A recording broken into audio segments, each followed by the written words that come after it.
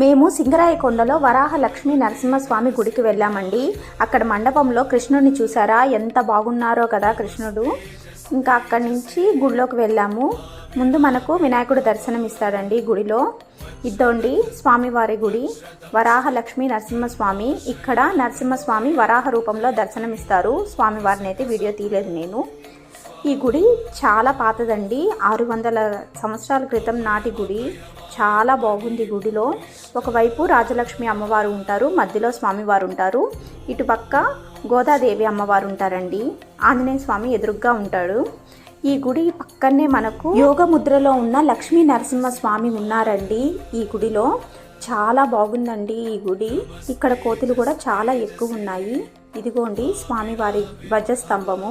ఇది స్వామివారు మనకు బయటకే చాలా బాగా కనిపిస్తున్నారండి.